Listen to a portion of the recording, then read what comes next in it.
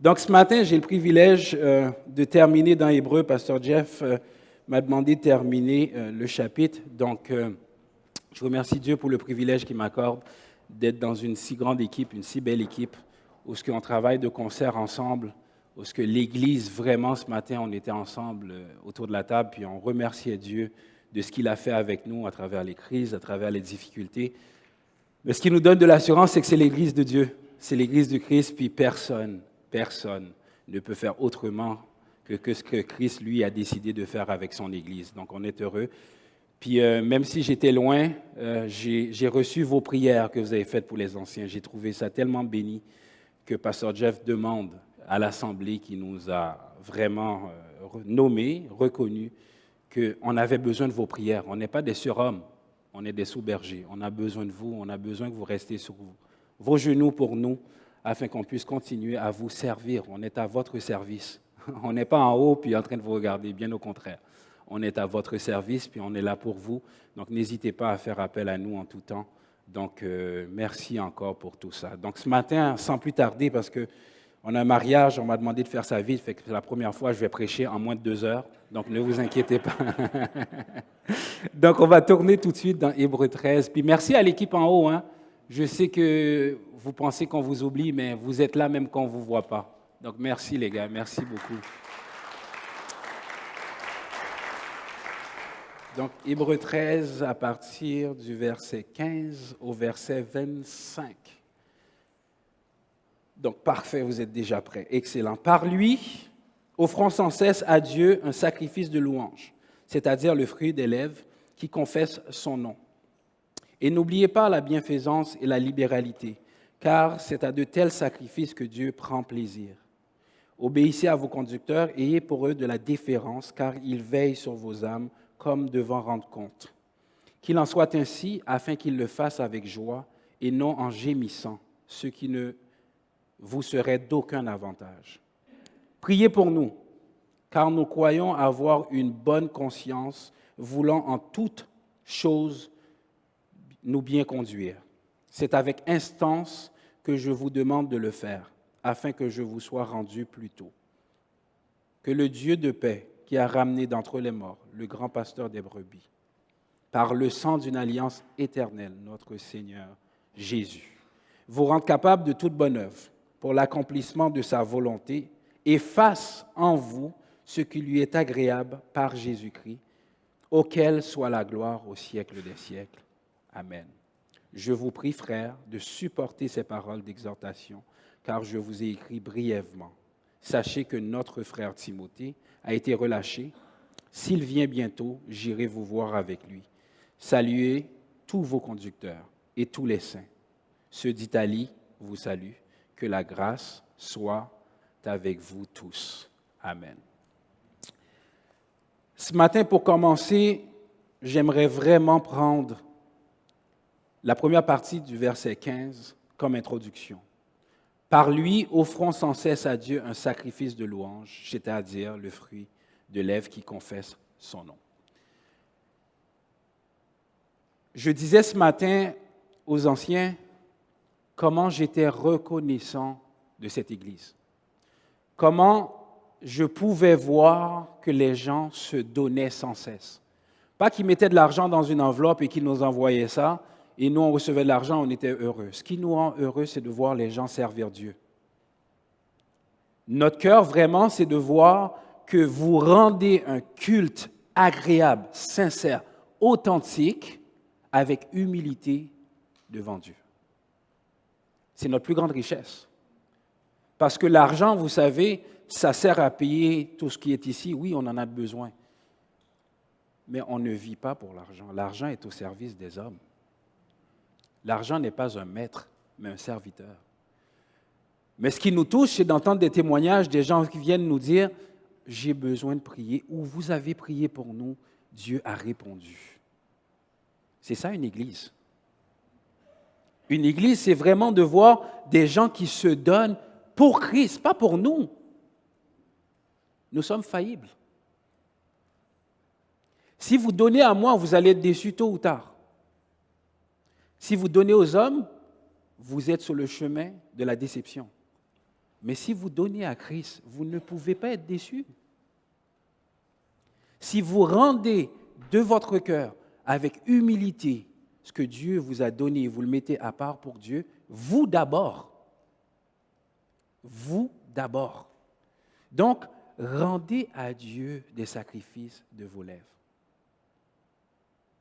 Ce matin, de vous entendre chanter, de vous voir ici, de vous voir vous parler entre vous, de nous voir nous encourager les uns les autres, c'est toute une bénédiction. C'est ça une église en santé.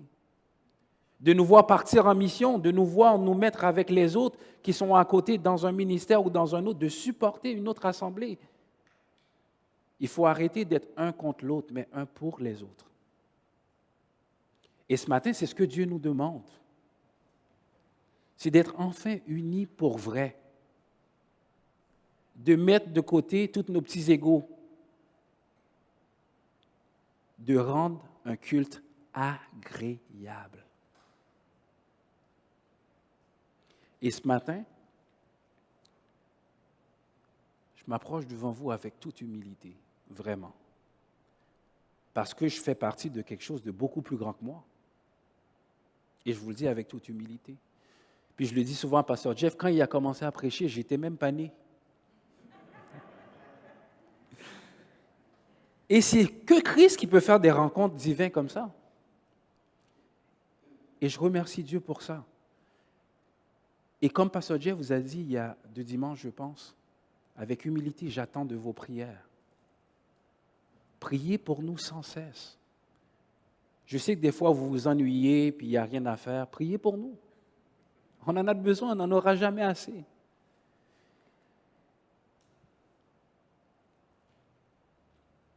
Si je veux parler de libéralité, ici à la Bible parle en tant que directeur financier, je vous dis, je prêche à des convertis. D'accord? Je ne suis pas en train de venir vous dire quoi faire, mais je suis en train de venir honorer Dieu pour ce que vous faites déjà. Ceux qui sont par Internet et ceux qui sont assis dans la salle ici, un gros merci. Merci parce que vous vous êtes donné d'abord, avant de donner quoi que ce soit. Merci parce qu'on est dans une église où ce que chacun d'entre vous est ici parce que Dieu l'a appelé. Ici, on ne manipule personne, puis on ne le fera jamais. Ce que Dieu vous met à cœur, vous l'avez mis dans l'enveloppe. Ce que Dieu vous avait mis à cœur, vous l'avez mis dans vos temps. Quand je regarde les bénévoles qui viennent donner du temps ici, je me dis, Seigneur, on est vraiment bénis. Partout où ce que je passe, c'est écrit « Nous embauchons selon vos horaires ». C'est quand même incroyable. D'habitude, l'employeur, il te dit « Non, non, c'est ça, t'es quitte, allez vite ». Puis toi, tu t'arranges, tu fouilles dans ton horaire parce que tu veux travailler. Non, maintenant, ils embauchent, puis tu peux choisir si tu veux être temps partiel, parce qu'il manque. Puis si moi, j'avais à écrire dans notre église, j'aurais écrit « Nous sommes complets ». On a assez de bénévoles. On a des gens qui se donnent. Et là, vous répondez vraiment, vraiment à ce que dit l'Épître aux Hébreux. Vous donnez d'abord vous-même à Dieu. Vous rendez d'abord un culte agréable à Dieu. Vous rendez d'abord un culte de vos lèvres qui plaise à Dieu. Et le verset 15 commence par ça. Dieu ne veut pas que vous lui donniez ce qui est dans vos poches. Dieu ne veut pas votre argent s'il n'a pas votre cœur. Dieu n'est pas en train de quémander envers personne. Le ciel et la terre lui appartiennent. Regardons 2 offrandes ensemble. La première, ce n'est pas du tout pour faire peur, mais c'est écrit dans la Bible. Donc, puisqu'on est à la Bible parle, on va laisser parler la Bible. C'est bon? On va prendre l'histoire d'Ananias et Saphira. Puis on va en tirer 5 leçons. D'accord? Acte 5, 1 à 11. Mais un homme nommé Ananias, avec Saphira, sa femme, vendit une propriété et retint une partie du prix. Sa femme le sachant, puis il apporta le reste et le déposa aux pieds des apôtres. Pierre lui dit, « Ananias, pourquoi Satan a-t-il rempli ton cœur, au point que tu mentes au Saint-Esprit et que tu aies retenu une partie du prix du champ? S'il n'eût pas été vendu, ne te restait-il pas? Et après qu'il a été vendu, le prix n'était-il pas à ta disposition? Comment as-tu pu mettre en ton cœur un pareil dessein? Ce n'est pas à des hommes que tu as menti, mais à Dieu. Ananias, entendant ces paroles, tomba et expira. Une grande crainte saisit tous les auditeurs. Les jeunes gens, s'étant levés, l'enveloppèrent, l'emportèrent et l'ensevelirent. Environ 3 heures plus tard, sa femme entra, sans savoir ce qui était arrivé. Pierre lui adressa la parole. « Dis-moi, est-ce à un tel prix que vous avez vendu le champ? » « Oui, répondit-elle. C'est à ce prix-là. Alors Pierre lui dit, « Comme vous vous êtes accordé pour tenter l'Esprit du Seigneur. » Comment vous vous êtes accordé pour tenter l'Esprit du Seigneur? Voici ceux qui ont enseveli ton mari sont à la porte et ils t'emporteront. Au même instant, elle tomba aux pieds de l'apôtre et expira. Les jeunes gens, étant entrés, la trouvèrent morte. Ils l'emportèrent et l'ensevelirent auprès de son mari. Une grande crainte s'empara de toute l'assemblée et tous ceux qui apprirent ces choses. Je vous garantis, ça ne vous arrivera pas, on n'a pas ce pouvoir, d'accord? Ce n'est pas du tout là où on s'en va. Mais ce qui me touche dans le texte, c'est ces 5 leçons qu'on va voir. La première leçon, c'est Dieu voit tout. Dieu voit tout, même ce qu'on garde dans le secret. Je ne suis pas en train de vous dire que vous n'avez pas donné assez, non, oubliez ça, on n'est pas là du tout. On est plutôt dans ce qui a fait, ce qui doit ressortir dans le texte à propos de ce que Dieu dit dans ce texte. Dieu voit tout. Tout est à vous, vous êtes libre de donner ou de ne pas donner. Pas besoin de faire un dessin. Dieu, le champ, il dit, l'apôtre va dire, c'est à vous, votre maison était à vous, votre propriété était à vous. Vous auriez pu ne même pas le vendre, Dieu ne vous a rien demandé. C'est quand même incroyable de voir que notre cœur est tortueux par-dessus tout. On vend ce qui est à nous et on ment sur ce qui est à nous sans nécessairement besoin de mentir. Ils n'avaient aucune obligation, ils n'étaient pas dans une interrogation. C'était une simple question. Dieu voit tout. Nos cœurs les plus tortueux, les choses les plus secrètes. Dieu voit tout. Ce matin, qu'il soit dans une offrande ou qu'il soit dans votre vie personnelle, Dieu sait tout. Venez devant lui, sans crainte. Vous ne pouvez pas surprendre Dieu, je vous le garantis. Il sait de quoi nous sommes formés, a dit le psalmiste. Il connaît nos cœurs. Deuxième leçon, la cupidité et l'amour de l'argent causent la perte de beaucoup. Si vous aimez l'argent plus que Dieu, vous avez échoué. Pas juste l'argent, toute la richesse que Dieu vous donne, qu'il soit en connaissance, qu'il soit la santé, c'est une richesse. Les dons que Dieu vous donne, si tout ce que Dieu vous donne n'est pas au service de Dieu, vous avez échoué. Dieu vous donne pour les autres, pas pour vous-même. L'amour de toute chose plus que Dieu nous amène à l'échec. Troisième leçon. Je ne veux pas être long. Quand nous mentons pas aux hommes, nous mentons à Dieu. Si vous venez me mentir, je ne peux pas le savoir si vous m'avez menti ou pas. Je suis homme comme vous. Mais si vous mentez à Dieu, les amis, je vous le garantis, Dieu ne change pas. Il reste le même, hier, aujourd'hui et éternellement. Vous êtes libre de faire ce que vous voulez avec votre temps, votre santé, votre argent. Mais sachez une chose, Dieu voit tout, il connaît tout, il sait tout. Le bien que vous faites aussi, il le voit. On n'est pas défaitiste, je ne suis pas en train de vous dire que c'est des malheurs qui vont tomber, je ne suis pas là du tout. Je vais dans cette direction parce qu'on oublie souvent que Dieu est saint. Au Québec, on veut prêcher un petit Jésus dans la crèche qui est tellement gentil, tellement bon, mais on veut qu'il reste le petit Jésus dans la crèche. Il ne faut pas qu'il sorte de là, parce que quand il sort de là, il nous dérange. C'est la réalité. On est prêt à accepter Jésus dans la crèche le 25 décembre. Ça, tout le monde est prêt. Écoute, une fois par année, on va le tolérer. Il ne parle pas encore, il est dans la crèche. On ne veut pas l'entendre, on veut juste le voir. Mais malheureusement, la foi vient de ce qu'on entend, pas de ce qu'on voit. Il faut qu'il parle, le Christ, afin que notre yeux puisse le voir. Quatrième, il est inutile de se faire passer plus spirituel que l'on l'est. Ça ne sert à rien. Ça ne sert à rien. Seigneur, je suis rendu là.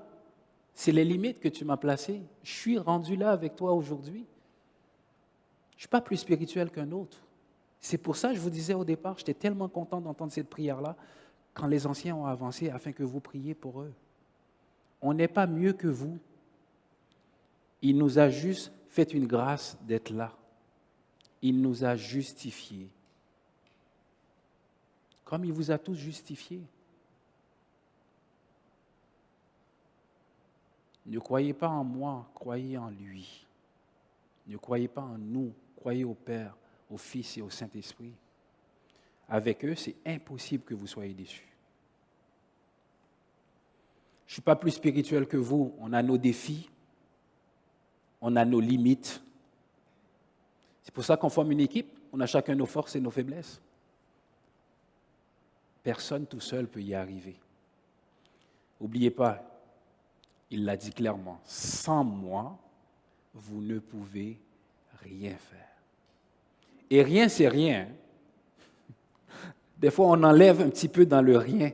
Non, il n'y a rien à enlever de rien. Rien, c'est rien. On ne peut rien faire. Tout ce qu'on fait, on ne le fait que par lui, en lui et pour lui. Puis ça, rappelons-nous-le régulièrement. Tant qu'on a la santé, qu'on est jeune, on est fort, on est arrogant, on est orgueilleux. Mais Dieu résiste aux orgueilleux. Et il fait grâce aux humbles. Regardons-nous vraiment face à un miroir. Pas pour nous contempler, mais pour regarder. Si Christ n'était pas là, on dirait vraiment comme David. Si l'Éternel n'était pas mon secours, mon âme serait bien vide dans la demeure du silence. C'est vraiment ce qu'on est. À moins que le Saint-Esprit nous remplisse, on est vide. On n'est rien.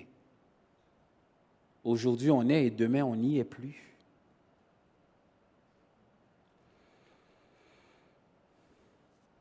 Dernière leçon. Dieu n'est pas moins dur avec Ananias et Saphira qu'il l'est avec nous aujourd'hui. Parce qu'il est le même. Il est le même. Je sais que ce n'est pas populaire au Québec. Dieu est bon, il pardonne tout et tout le monde est sauvé. C'est ça le Québec. Dieu est tellement amour que personne ne va en enfer. Mais si c'est le cas, ça ne sert à rien de prêcher l'Évangile. Vous êtes tous sauvés puis tout le monde va au paradis. Mais dans ce cas-là, on va à l'église pour rien. Les amis, Dieu est amour que dans sa justice. Et hors de sa justice, il n'y a que sa colère. Et ça, je peux le prêcher jusqu'à ce qu'on me mette en prison parce qu'il a dit à la fin, Timothée a été relâché. Avant d'être relâché, il faut être retenu. Arrêtez-moi si vous voulez, emprisonnez-moi si vous voulez, mais je suis désolé, on n'est pas tous sauvés. À moins qu'il t'appelle, à moins qu'il te fasse grâce, à moins que ta vie soit entre ses mains, à moins que tu aies accepté son Fils comme ton seul et unique sauveur, tu n'es pas sauvé. Et même sauvé, marcher avec Christ, Jacques va dire, montre-moi tes œuvres. On n'est pas sauvé par les œuvres, on est sauvé par grâce, par le moyen de la foi. Et encore, cela ne vient pas de nous, c'est un don gratuit de Dieu. J'ai toujours dit dans ce verset, il y a un mot de trop, un don gratuit. Un don, c'est toujours gratuit. Non, mais il rappelle pour les incrédules comme moi, c'est un don gratuit. je vous le dis, les amis, on va continuer à prêcher, à marteler. On n'est pas tous sauvés. Et aujourd'hui, devant Dieu, regardez dans votre cœur. Ceux qui sont ici, sur Internet, ceux qui écoutent un peu partout dans le monde en ce moment. Comment est votre vie avec Dieu ce matin? Est-ce que vous vous êtes donné à Dieu d'abord? Parce que des bonnes œuvres, je peux vous le garantir, je connais des non-croyants qui font autant d'œuvres que nous, sinon plus. Mais toutes les œuvres seront un jour éprouvées par Dieu, comme dit de Corinthiens, ils passeront à travers le feu. Mais seules les œuvres que Dieu a demandées subsisteront. Donc nos œuvres, oui, peuvent montrer notre foi, mais si elles sont de Dieu seulement qu'elle va subsister. Alors ce matin, ce que vous faites, faites-le pour vous ou vous le faites pour Christ? Ce que vous donnez, est-ce que vous le donnez pour être vu ou vous le donnez parce que ça a été demandé de Christ?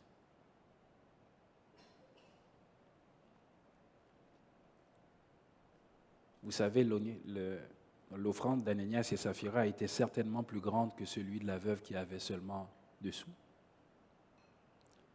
Mais cette offrande a été reçue parce qu'elle l'a donnée de tout cœur.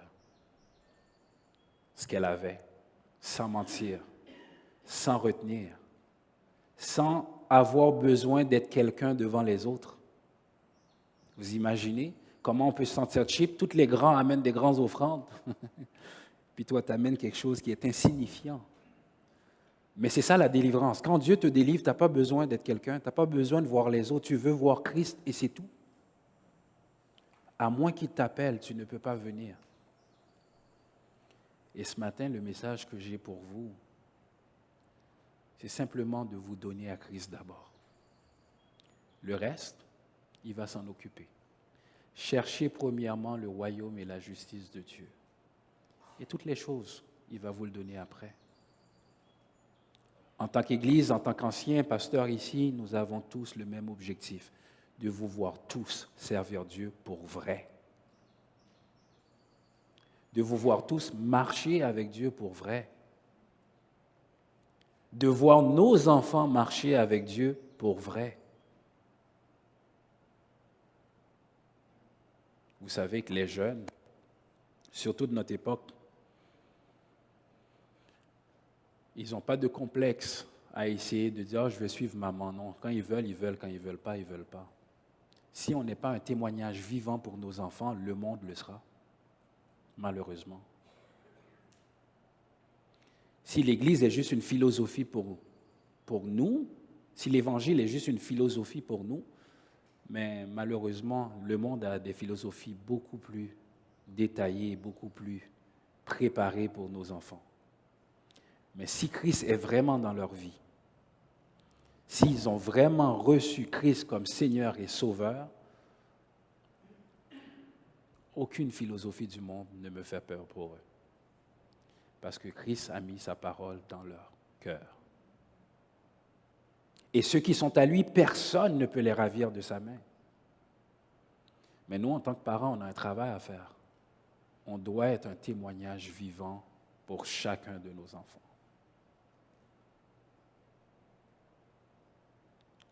Alors ce matin, si on parle de libéralité, est-ce qu'on parle nécessairement d'argent? Ou est-ce qu'on parle de nous-mêmes? Si on ne s'est pas donné à Dieu, Dieu n'en a que faire de ce qu'on veut lui donner après. Entre vous et moi, si vous n'aimez pas quelqu'un, vous ne connaissez pas quelqu'un, un don de lui, vous vous posez énormément de questions. Et quelqu'un que vous n'avez pas connu vous dit « Ah, je vous ai laissé un legs de 1 million. » Ouh, attendez, je ne vous ai pas connu. Oui.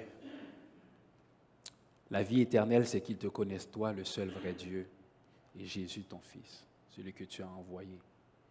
Donc ce matin, frères, sœurs, amis, je vous encourage d'abord. À chaque fois, vous allez poser un geste.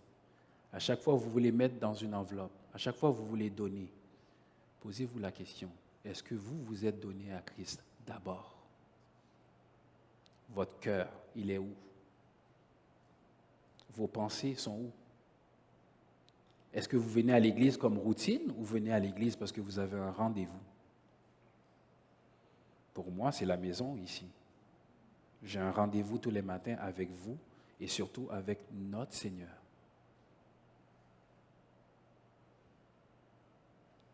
Il ne faut pas que l'église devienne une routine.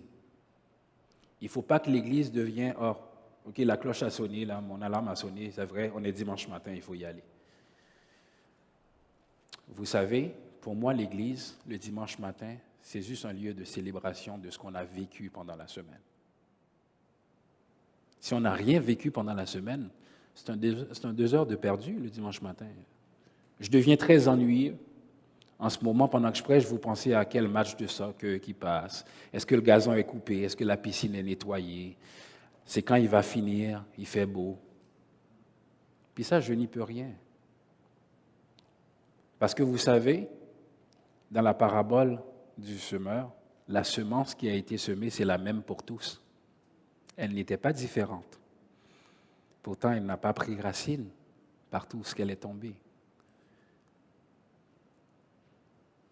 Donc, je n'ai pas le pouvoir de changer votre cœur ou de faire en sorte que cette parole prenne racine. Tout ce que je peux faire, c'est prier Dieu afin qu'elle puisse prendre racine en vous, mais que sa volonté soit faite.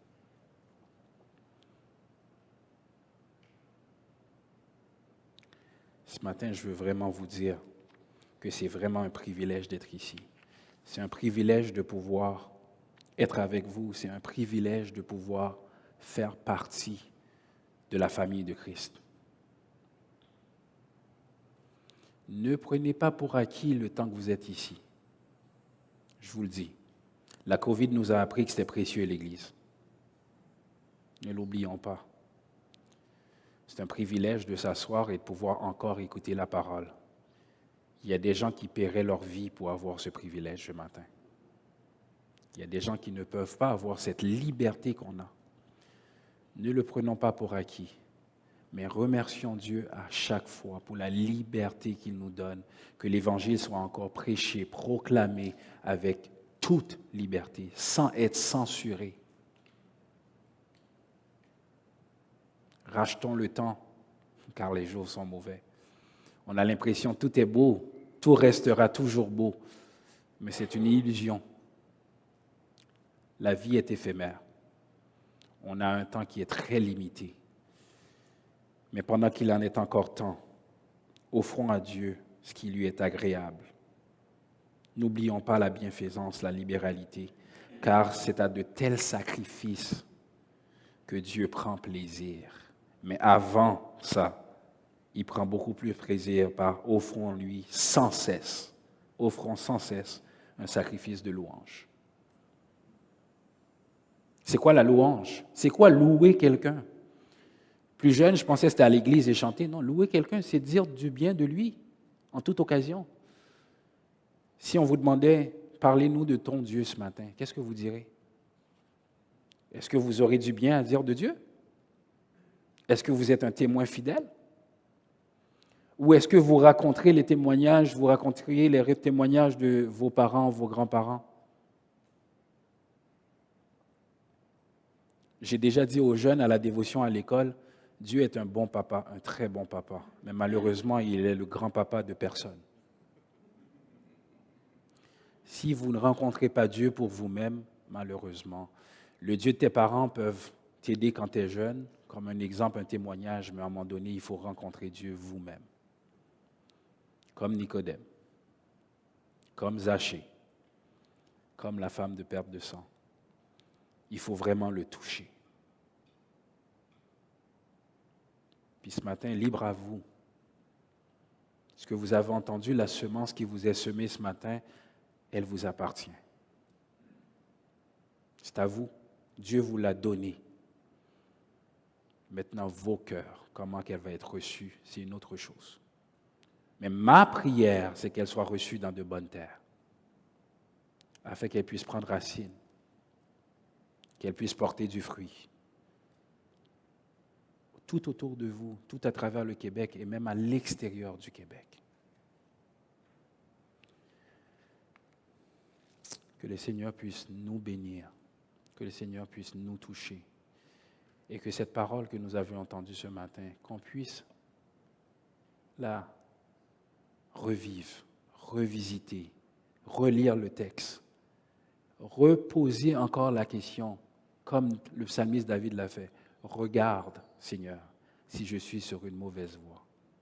Et si c'est le cas, parce que ça peut l'être, conduis-moi sur la voie de l'éternité.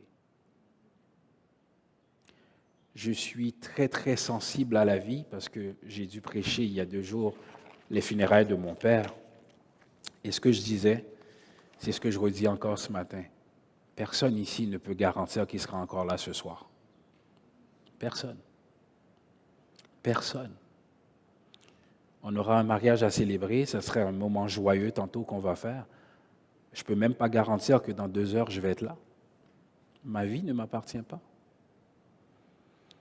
Mais si j'ai à fermer mes yeux et passer de l'autre côté, est-ce que je vais entendre « Viens, bon et fidèle serviteur » ou je vais entendre « Retirez-vous de moi, vous qui commettez l'iniquité » ? Les amis, le monde est divisé entre sauvés et non sauvés. C'est tout. Maintenant, de quel bord êtes-vous ce matin? De quel bord êtes-vous? Voulez-vous vraiment entendre « Bon et fidèle serviteur, entre dans la joie de ton maître » ? Seigneur, c'est ce que je veux entendre, car ça devrait être une horreur d'entendre « Retirez-vous de moi ». Alors ce matin, la parole qui vous est prêchée, que Dieu puisse la travailler en vous, qu'il puisse faire son chemin en vous, qu'elle puisse prendre racine et porter du fruit, et que vous continuez à bénir les autres autour de vous. Quand vous allez appeler quelqu'un cette semaine, que vous puissiez lui encourager, l'édifier, lui demander comment ça va avec le Seigneur. Et être prêt à l'aider, à prier pour chacun d'entre vous. Et on prie pour vous. On prie pour vous. On sait que ce n'est pas facile pour vous comme ce n'est pas facile pour nous. On sait que le chemin est difficile.